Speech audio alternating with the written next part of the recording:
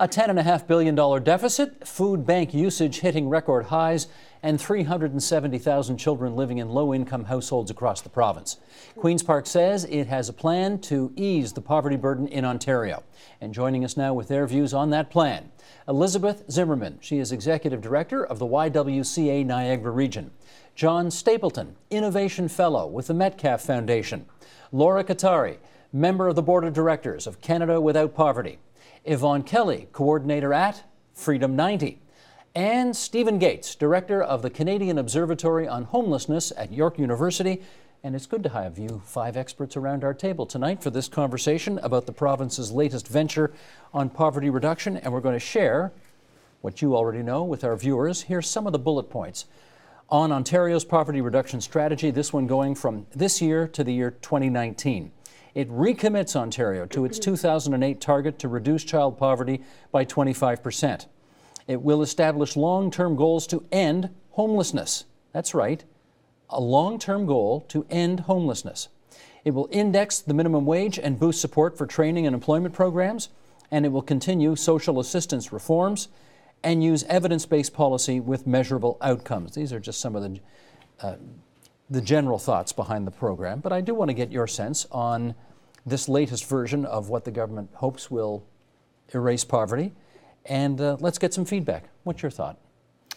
Well, it's good to see that there's still a commitment and that it is on the radar, at least, that there is some sense of the importance of addressing the issues of poverty. I'm concerned, especially within our work on homelessness, about the actual commitment when we're not still seeing a true or affordable housing strategy, and which is key to when within Niagara Region, we have over 10,000 people waiting for affordable housing, and that's key to ending homelessness.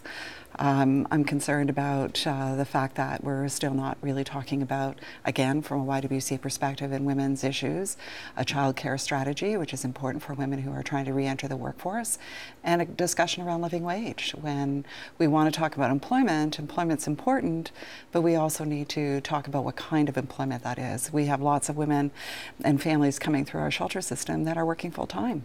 Okay, Laura? Well, I'm going to be a little nice about this. I actually like the language that they finally come around with, that acknowledging the government has a responsibility in these areas. Coming from CWP, Canada Without Poverty, we're really interested in the human rights perspective and that everyone has a basic level of deservingness of shelter and food and a right to employment that pays an adequate standard of living. Yvonne? Well, actually, from a volunteer perspective, Freedom 90 is a union of volunteers that work in emergency food programs and food banks and meal programs. I think the thing that we could give credit for is the broad-based prevention framework, which I think is important. This does involve a lot of different ministries and a lot of different initiatives.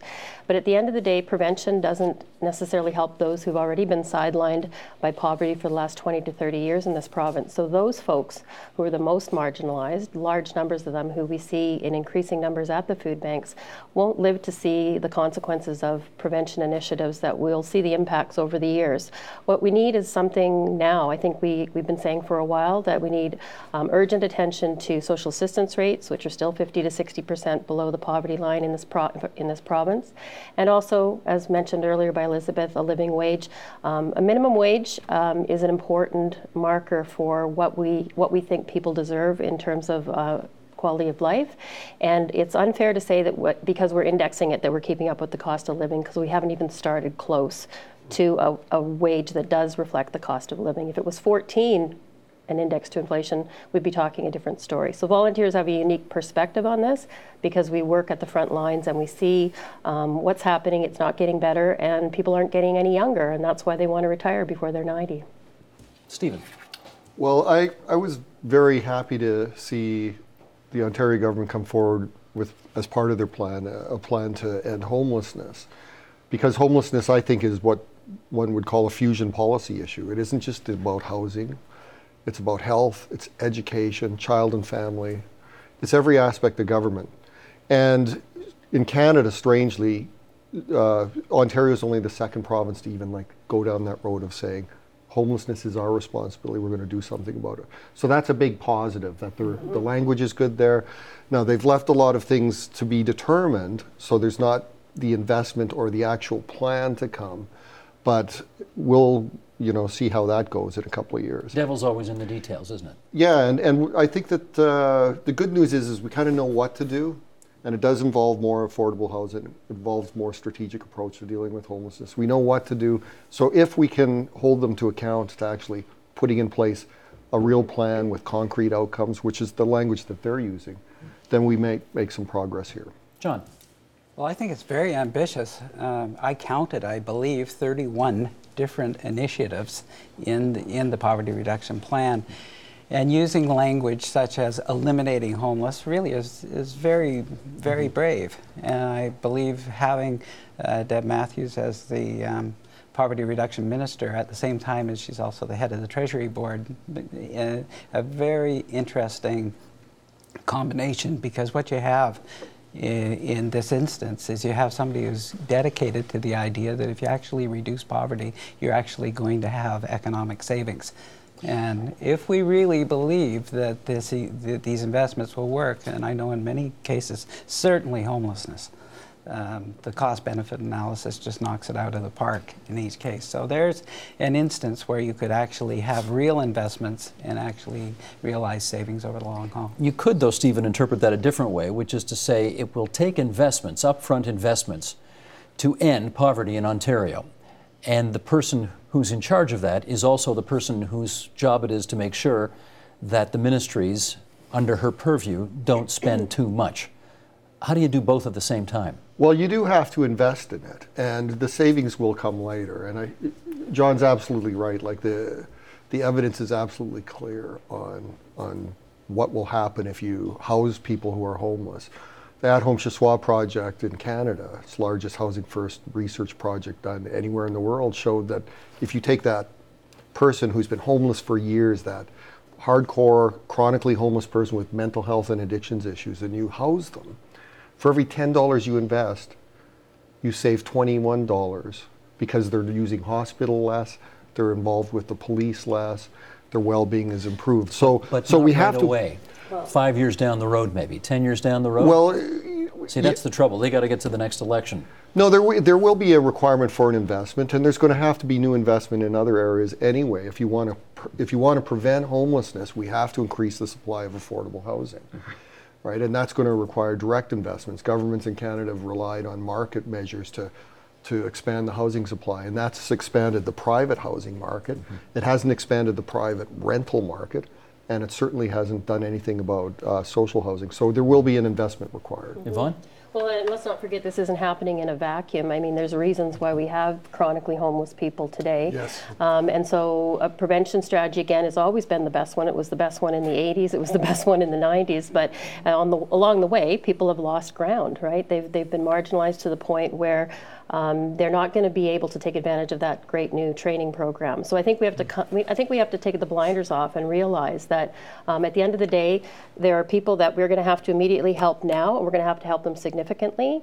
And the longer it takes us to actually act on this, the more people are going to fall into that trap, because it doesn't take 2 years to be homeless before you have a trajectory that's pretty negative. So, but Elizabeth, let me ask you this. This is not the first poverty reduction plan that this Liberal government has come out with. They did one several years ago.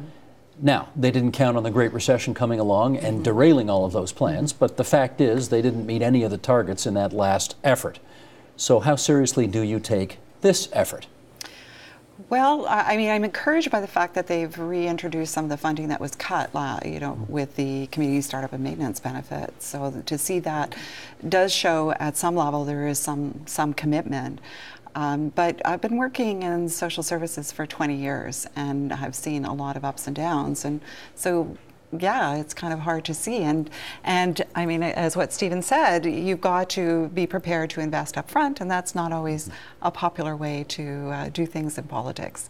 But I think that ultimately it's a very doable. I think there's a lot that can be done, but it is being prepared to put investment in it in the short term. Laura, how about you? The fact that they didn't hit the targets of the last poverty reduction plan, do you have more hope that they'll hit these targets?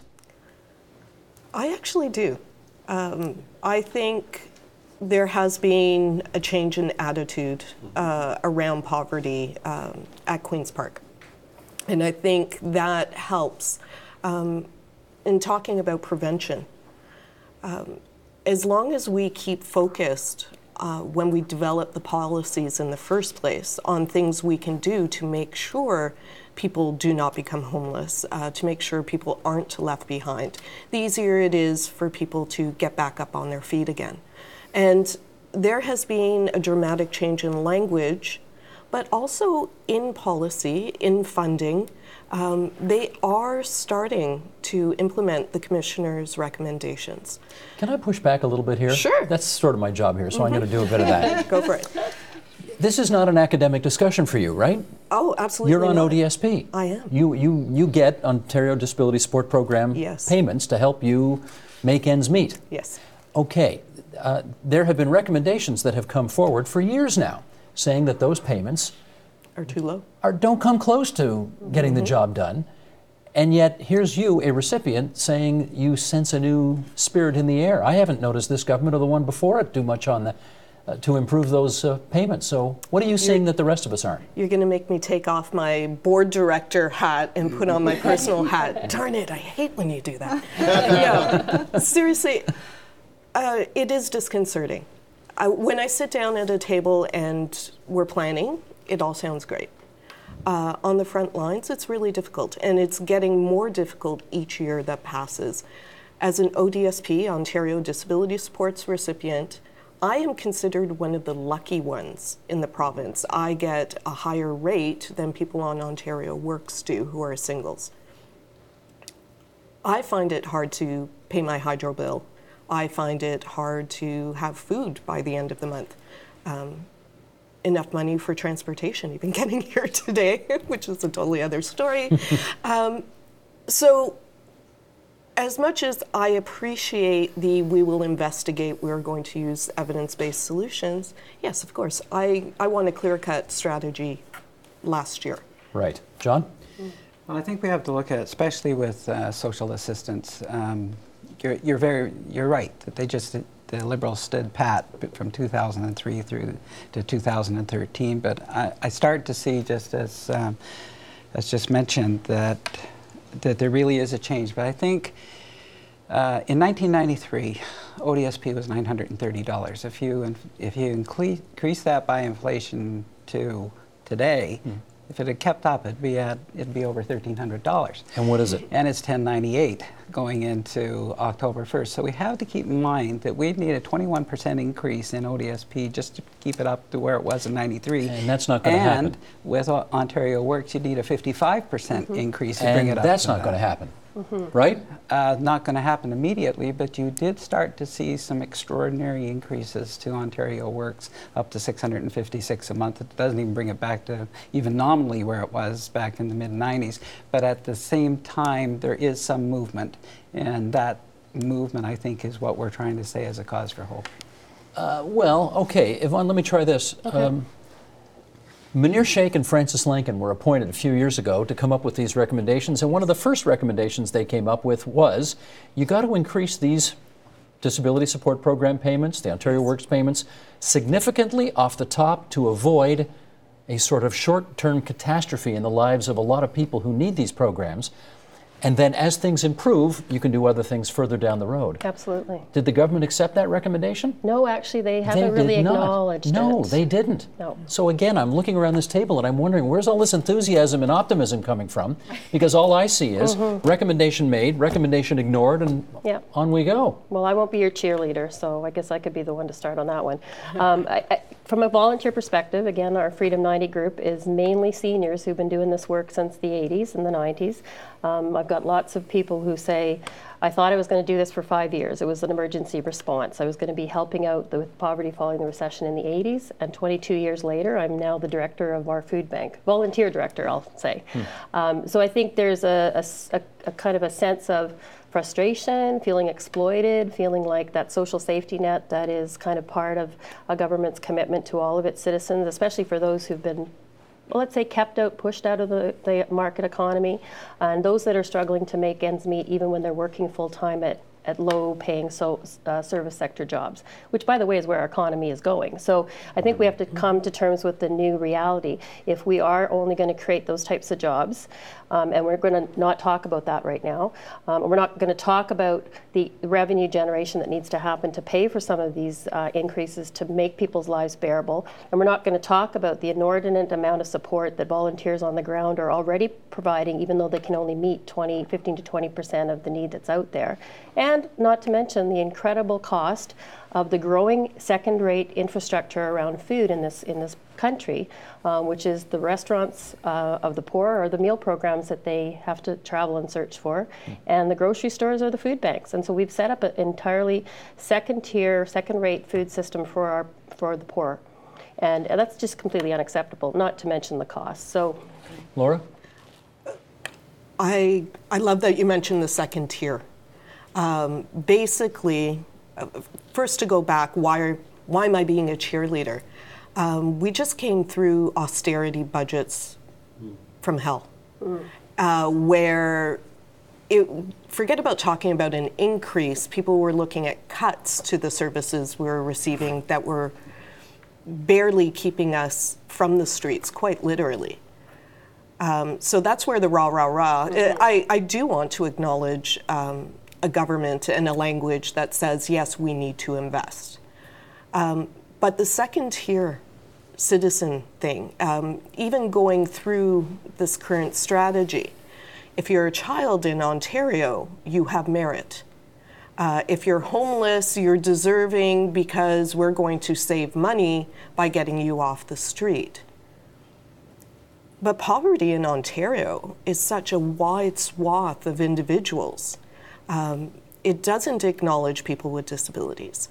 It doesn't acknowledge the parents of these children that also need assistance and basically give up their own food for their children and go hungry themselves.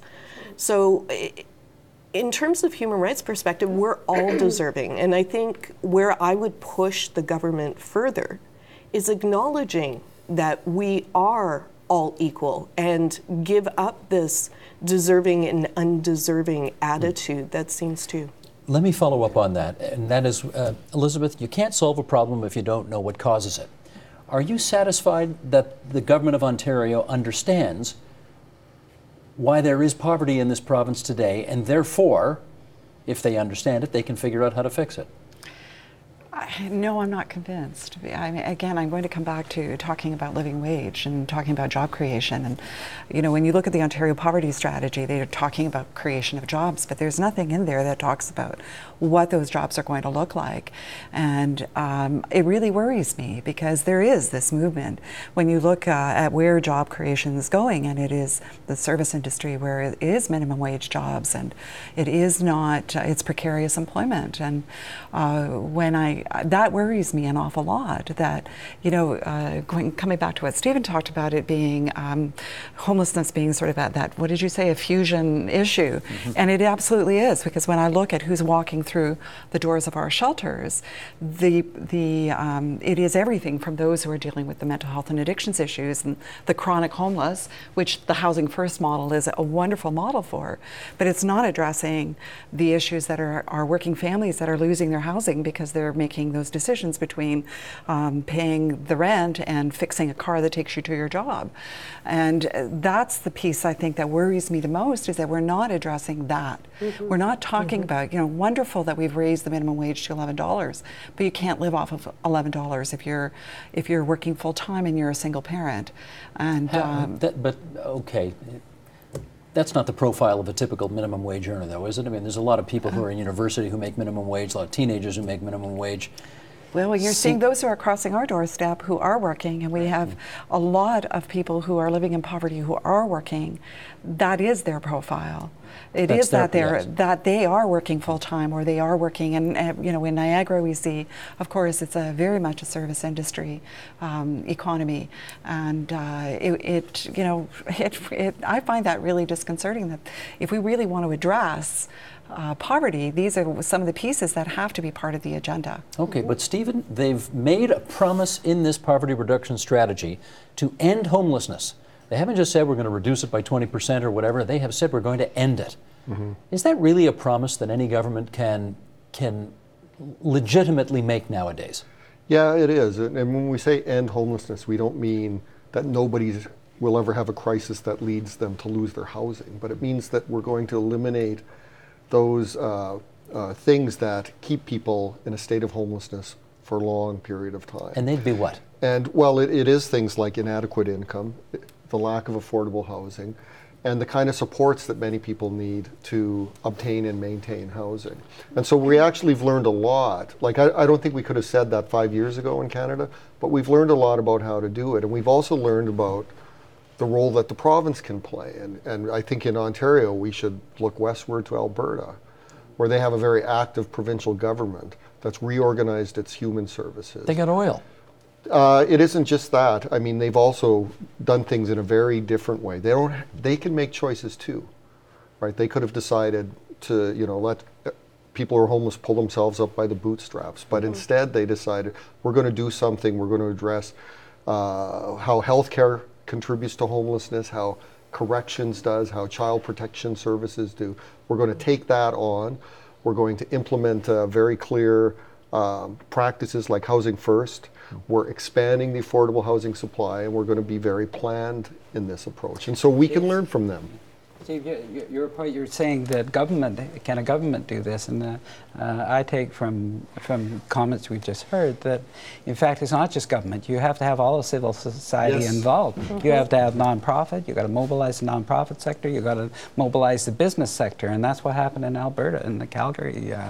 In the Calgary situation, if you have all elements of civil society all taking this on, and all sectors, then I think eliminating homelessness would be fairly easy, because it is a consequence of so many other things. You start to deal with mental illness, you start to deal with addictions, you start to deal with income poverty and all the other causes of homelessness. So it's so much more than just building homes. So much more than building homes. That's a start, but at the same time, then someone doesn't just become homeless with no other reason for that happening in the first place. It's you become homeless because of other situations. Okay, but Yvonne, I haven't surveyed the tax policy feelings of the people at this table here, but I bet, I'm not going out on a wild limb here, if I were to say, you people all probably believe we ought to increase the corporate tax, you think we ought to increase the harmonized sales tax, and think we ought to increase the income taxes on people who are high income earners. And my hunch is, if you did all of those things, if you doubled all of those taxes tomorrow, the poor would still be among us. I think you should raise my taxes too. I think it's time to use, quote Kathleen Wynne, it's time for an adult conversation. Yeah. I think we've been tricked for the last 20 years into thinking that everything government does is inefficient and wasteful, that we can use magic tricks to create solutions, whether it's subways in Toronto that are free. We have to invest in this society, and it's for every, John, your argument about civil society, it's to everyone's benefit that we eliminate child poverty. It's to everyone's benefit that we eliminate homelessness. Of and you know course. what? That I should be willing to kick in. I'll give you an interesting tax figure. We're releasing a report in a month that looks at affordable housing in Canada. 1989, on a per capita basis, Canadians spent $115 on affordable housing at the federal level. This year, it's $62. If we went back to the 1989 level, that would be an increase of, $50 odd, right? Or between $50 and $60. Yep. If you broke that out, it's $1 a week. I think I can afford that. I think most Canadians can afford that. But we have to have that conversation. Stop imagining that we can solve problems by just letting either the market take care of it, or it's just magically going to disappear. So that's where I would say that's where I didn't see that conversation in the poverty reduction strategy, and I think it's about generating revenue. So if you're asking, should we increase taxes, we need to acknowledge that Ontario has been the most aggressive slasher of corporate taxes, and they'll have all their reasons for doing that. But we could also start by collecting some taxes that are not paid, by stopping buying into this idea that if corporations aren't required to pay reasonably their share of taxes, that they'll invest that money in job creation. Hello, really? Okay, I'll believe that when I see it. But also not just job creation, but job creation that actually allows people to live their life. A little interesting fact is that the household food security survey done in 2012 shows that actually the majority of people who are using food banks, who are food insecure, not using food banks only, but food insecure in this country, which includes Ontario, are working people. So for the 400,000 approximately that are using food banks in Ontario right now, that's 20% of those who are food insecure. So we can say right off the top we got 2 million people, and they did acknowledge that in the report. So I give them credit for acknowledging how widespread the problem is. And again, most of those people are working. So that's not just students, it's not just people that we typically think of as making minimum wage. This is the way we're going. So I think we have to talk about revenue, and I think taxes is one thing.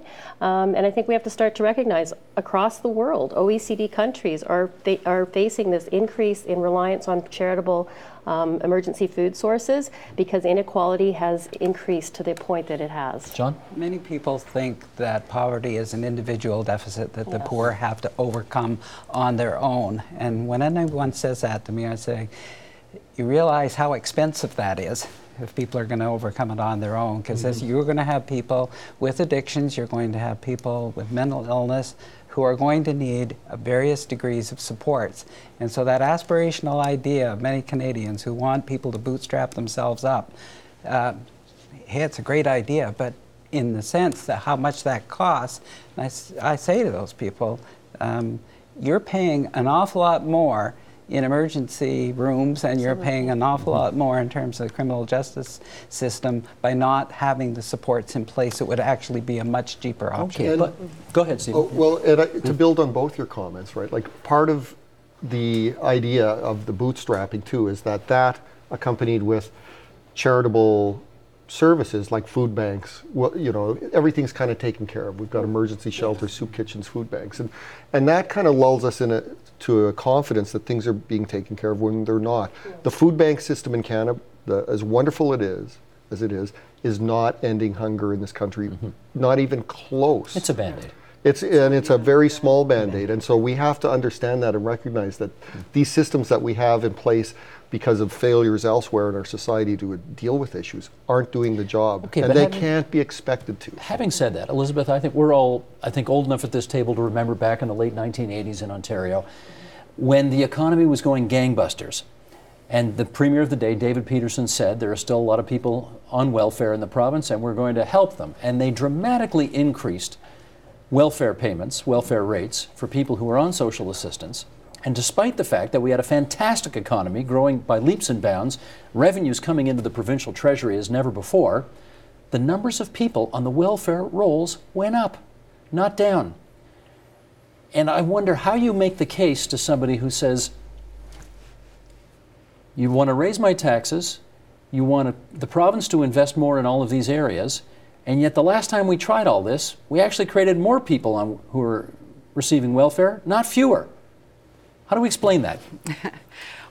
Well, I wasn't as maybe politically understanding back in those days as I am now, what I see, and I can only go from what I see on a day-to-day basis.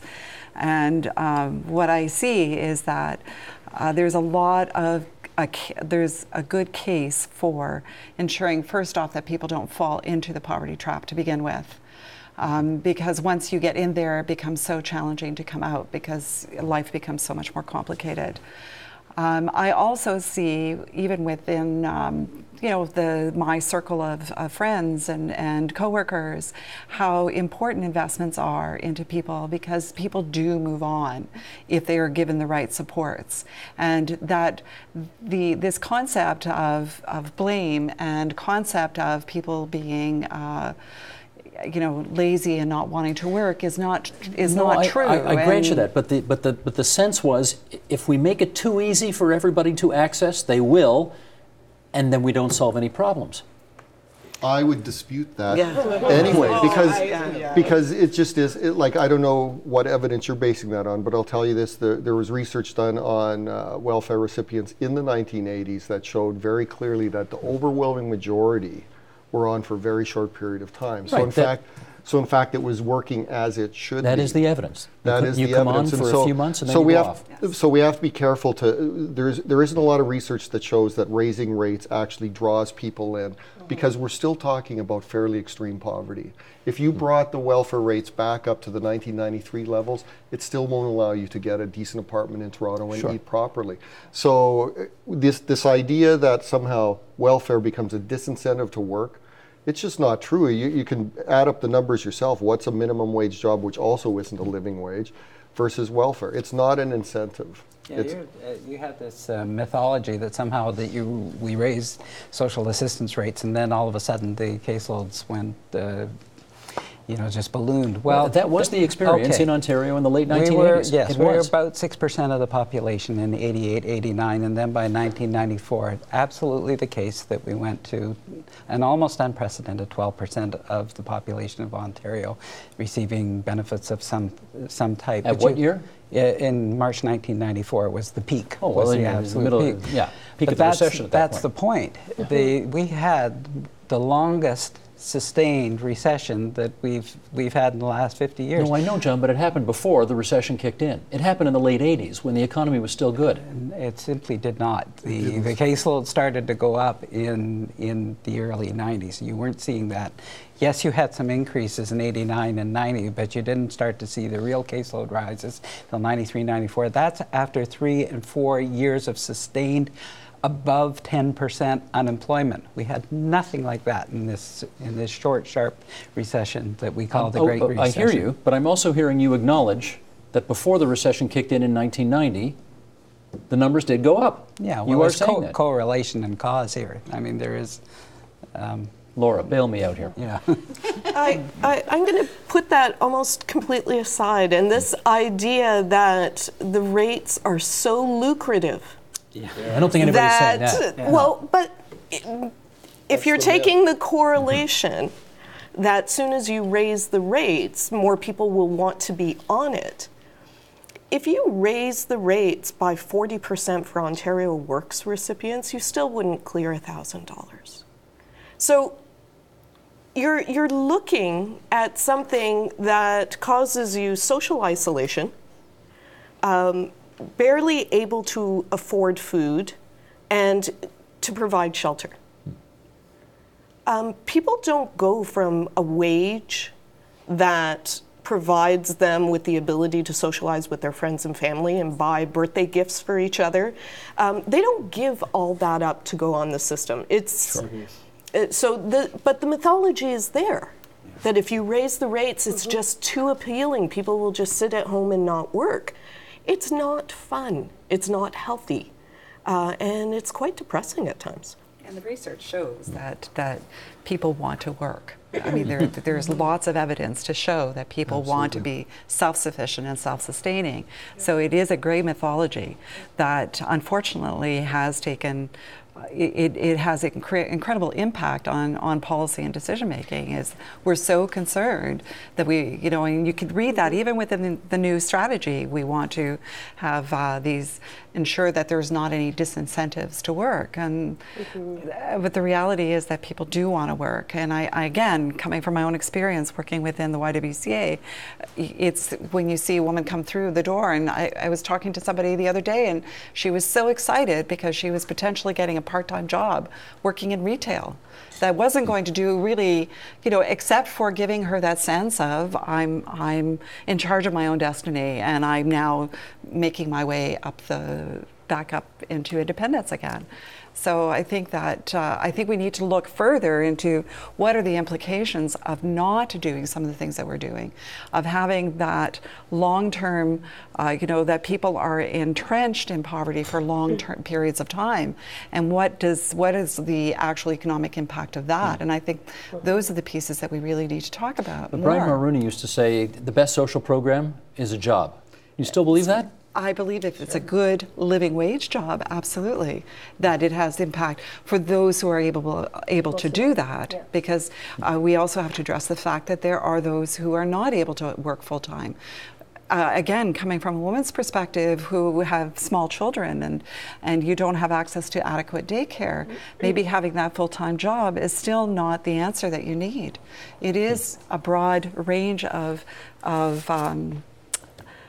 ways of addressing the issues that Understood. I think need to happen. I would also say that not only is the language and the discrimination that we hear just bigoted and very disturbing, I think it's actually a frame that allows a lot of this to happen. I mean, I ask myself every day, what allows us all, what keeps us all from not being in the streets and saying this needs to be better?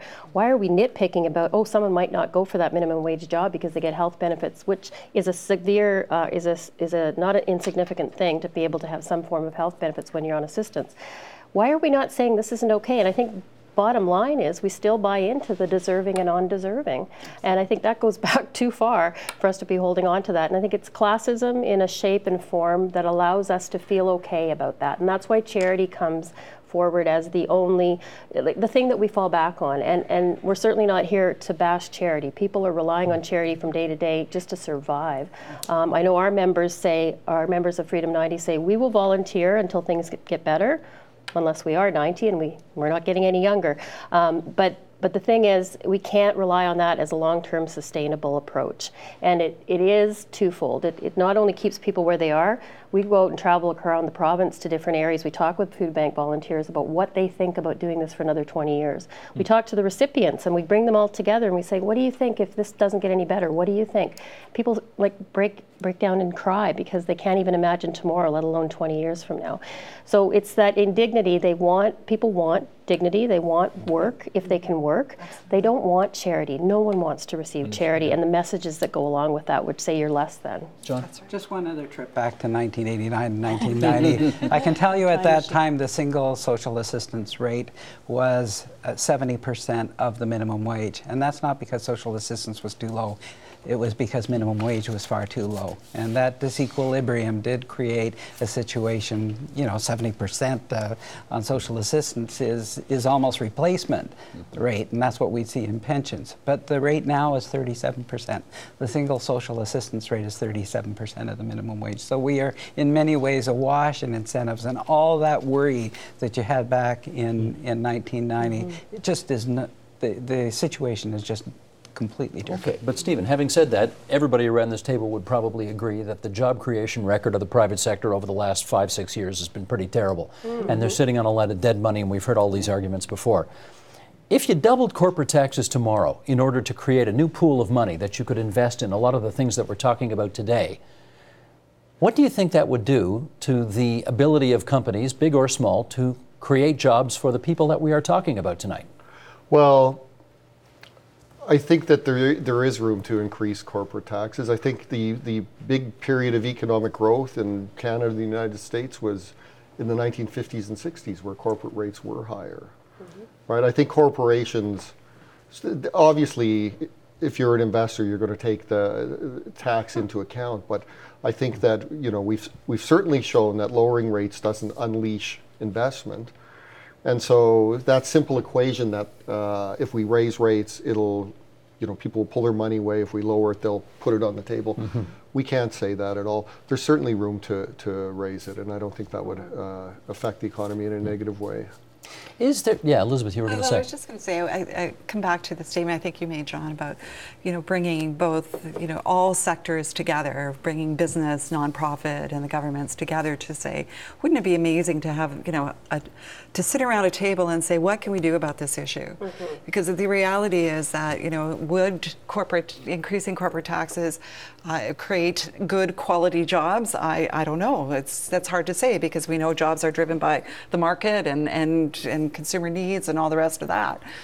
But at the other end of the scale, if we just sat together and had a conversation around, wouldn't it be great to raise minimum wage to a point where it's a living wage?